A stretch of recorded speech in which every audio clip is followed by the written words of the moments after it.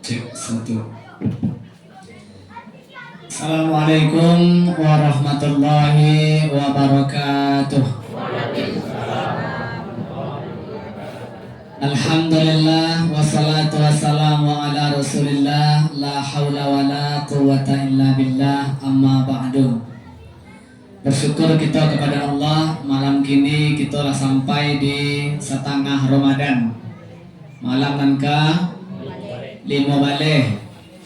Mudah-mudahan nanlah kita kerajuan kebatang amal kita diterima oleh Allah dan kemudian lebih baik lagi. Amin ya rabbal alamin. Kemudian salawat dan salam mari pula kita kirimkan untuk teladan kita Nabi Muhammad sallallahu alaihi wasallam. Allahumma shalli ala Muhammad wa ala alihi wa sahbihi ajmain.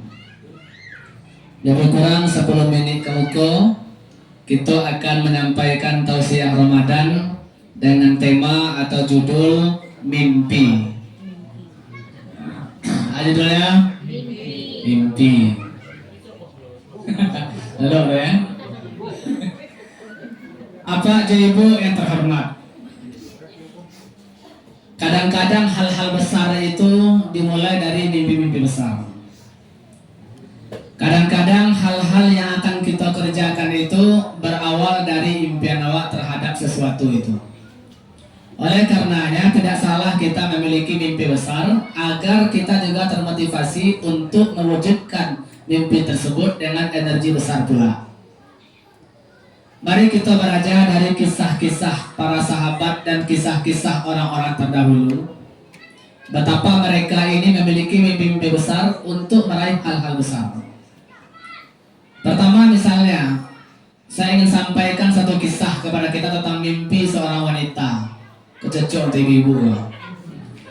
Coba buka Al-Quran surah At-Tahrim ya. Surah yang ke-66. Ayo, langsung sekali ya, mantap. Surah yang ke-66 ayat yang ke-11. Tuh yang pertama ya. Itu mimpi seorang wanita. Aku bacakan ayatnya bagi yang tidak buka Quran. Surah ke-66 At-Tahrim ayat yang ke-11. A'udzu billahi minasyaitonir rajim. Bismillahirrahmanirrahim. Wa daraballahu mathalan lil ladzina amanu imra'ata fir'aun. Idz qalat rabbi ibni li 'indaka baitan fil jannah wa najjini min fir'aun wa 'amalihi wa najjini minal qaumidz zalimin. Shadaqallahul azim. Ini mimpi seorang wanita. Disebutkan di sini wanita ini adalah imra'ata Fir'aun, wanitanya Fir'aun atau istrinya Fir'aun. Saya yang tahu. Asia. Asia itu nama istri dari Fir'aun. Apa ibu? Mari kita belajar dari mimpi seorang Asia. Asia itu, kalau kita lihat dari sisi fasilitas dunia yang didapatkan ketika itu, tidak ada kurang lain. Karena udahnya orang kaya, udahnya orang baga, udahnya pejabat. Siapa udahnya? Ada. Jabatannya? Tidak hanya raja, malah ada tulis lain. Ana rabbukumul a'la. Kasihnya, aku Tuhan kalian yang maha tinggi je. Nah, mana tinggi jabatan pada Fir'aun di dunia? Kata ada orang ngaku Tuhan dia, kan tinggi jabatannya. Istananya megah, pasukannya banyak, fasilitasnya lengkap, tinggal kecek datang. Dan Asia hidup di gelimang harta seperti itu. Kalau tu boleh awak kira-kira tu aduh lai. Mengada ke para lai. Lah dua saya bawa rumah. Udah orang kaya mah. Mengada pikir lai. Kalau tu boleh awak mungkin lah baranti impian awak. Karena capek segalanya. Tapi baraja kita dari istri Fir'aun di ayat 11 surah At-Tahrim itu, di tengah gelimang harta seperti itu pun ternyata seorang Asia masih memiliki mimpi yang jauh lebih besar dari apa yang sedang dia dapatkan saat itu. Mimpinya, cari di situ. Qalat, maka tola Asia. Rabbi, apa arti Rabbi itu? Ya Tuhanku, ibni li, binakan untukku atau bangunkan untukku atau buean untuk ambo. Indaka di sisi engkau, baitan fil jannah. Satu rumah, satu istana, satu tempat nanti di di surga. Istana yang dimiliki oleh Fir'aun tersebut ternyata belum membuat Asia ini puas. Karena ada impian lebih besar dari itu, ke dunia baru. Tidak terlupa Asia itu bermimpi bahwa ada ternyata istana nanti yang jauh lebih megah daripada istana yang ada di dunia itu. Jadi para Jawa dari siku apa ya ibu? Anda lai langkok fasilitas tuh, lai orang kaya udahnya, lai jauh aja mimpinya baru. Kuno nawak pada saya kok. Kalau ndaknya pada mimpi langsung sarugo ya banyak anak kan ya Pak. Di dunia pada saya dikubur karena laka dan malaikat, di akhirat masuk neraka deh mandi. Pada saya, ada. Kalau bisa kita punya impian, biarlah di dunia aku mungkin agak standar itu karena memang tak keikulan nasib. Tapi jangan sampai mimpi awak tidak ada untuk bahagia di akhirat.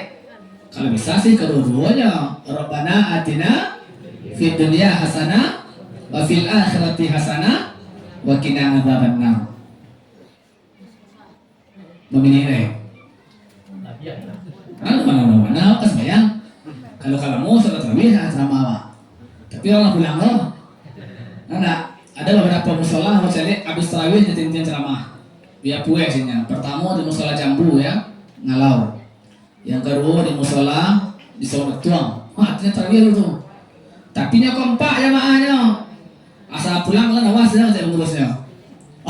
Ya baiknya orang tarawih doang bisa enggak berlaku mas. Tapi kalau ceramah dulu baru tarawih tentu dalam kelam orang ada. Apa beda deh? Ya. Baik. Kita lanjut.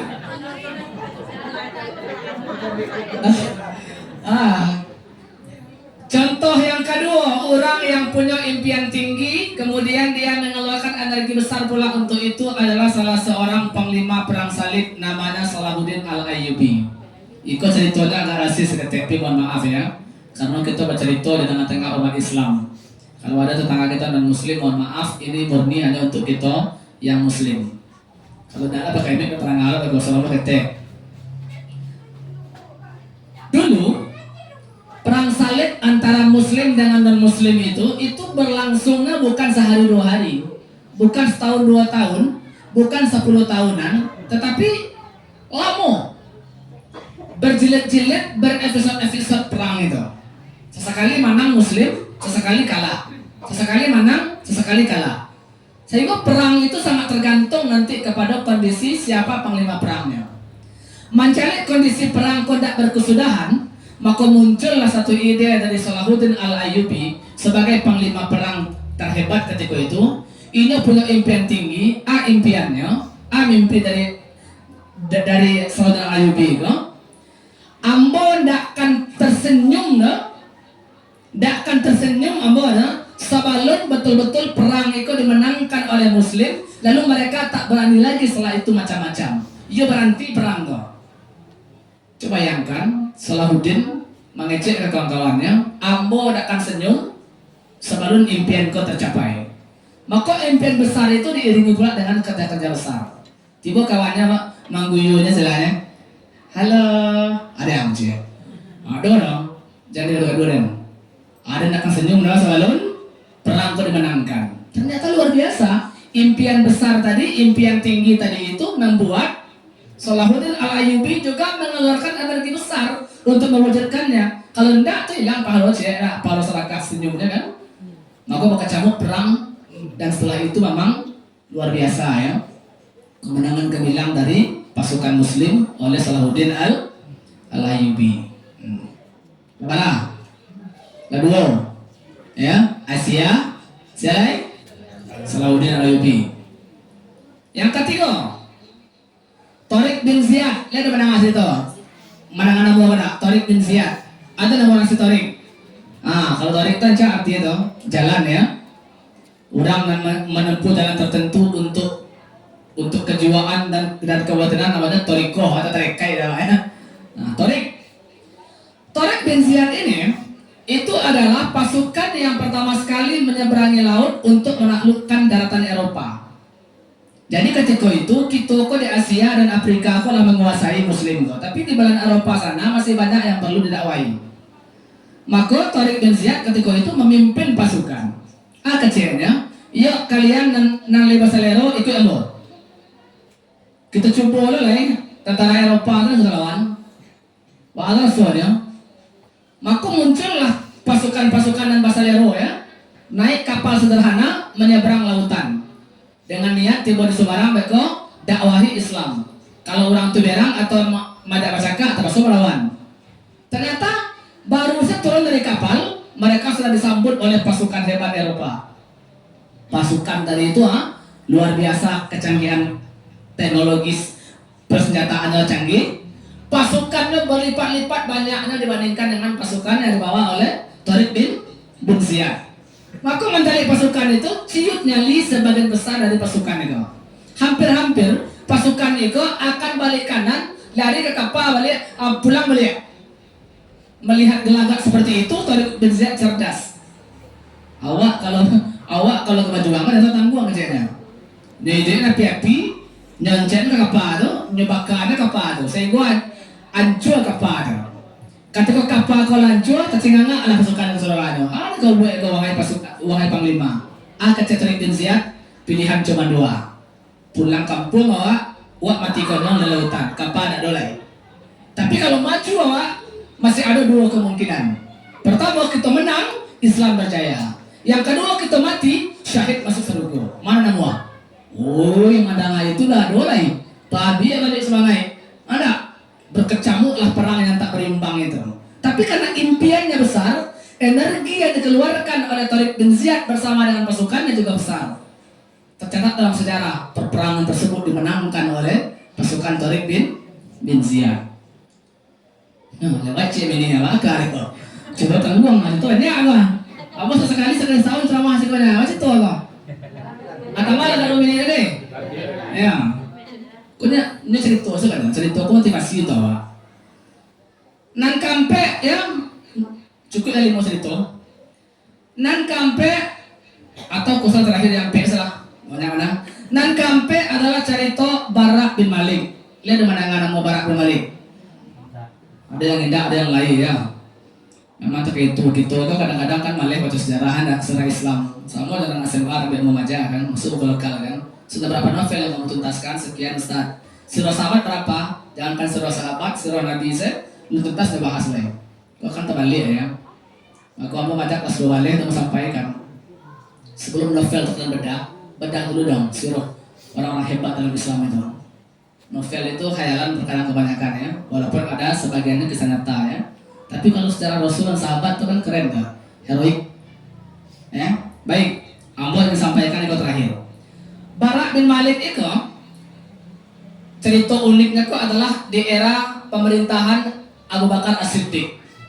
Jadi setelah Nabi meninggal, Abu Bakar jadi khalifah.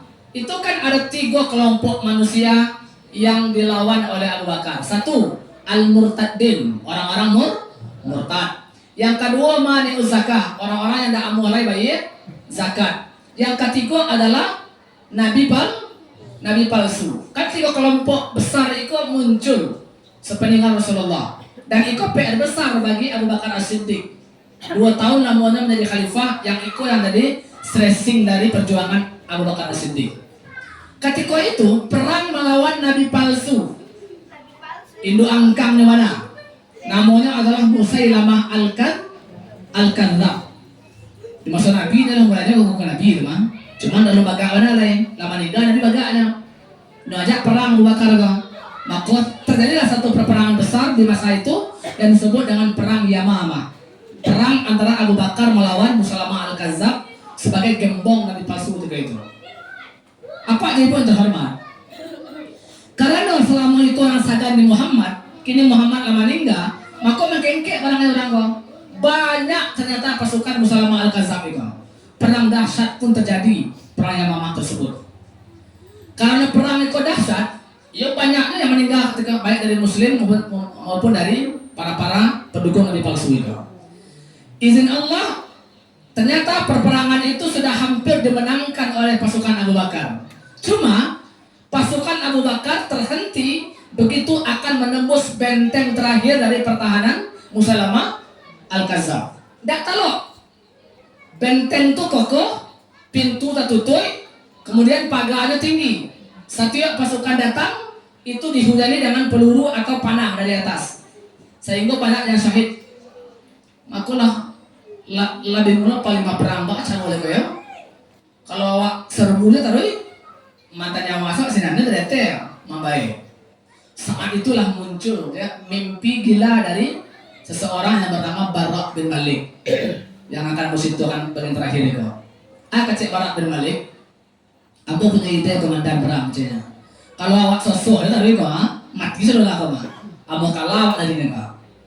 Apa ide engkau? Ide satu-satunya adalah kita buka pintu benteng terakhir itu, baru kita bisa menyerbu. Pak akan membuka kecil lain kok. Baru menakik baru lagi bayarnya depan nah. Ada caranya kecil Barak bin Malik. Caranya adalah, yuk kita bikin katapel raksasa. Dia tahu katapel. Kalau kami itu ketek itu mainan kami itu, ambil buruang, katapel. Tapi keteknya nanti buek kok adalah katapel raksasa besar. Di tagaan kayunya cie, si capangnya si cie. Kemudian dia pun apa kadang ya, sesuatu yang cukup besar pernya. Ada dari malah itu. Lah, untuk aku kecil yang lain. Sekarang ambo menjadi kerikil atau pelurunya. Kalian lu sama-sama ambo, kira-kira agak pas betul masuk ke pintu itu. Kecil Barak, kan gilo ada mau ide kan? Ada kan? Angkat mati kau kecilnya kan?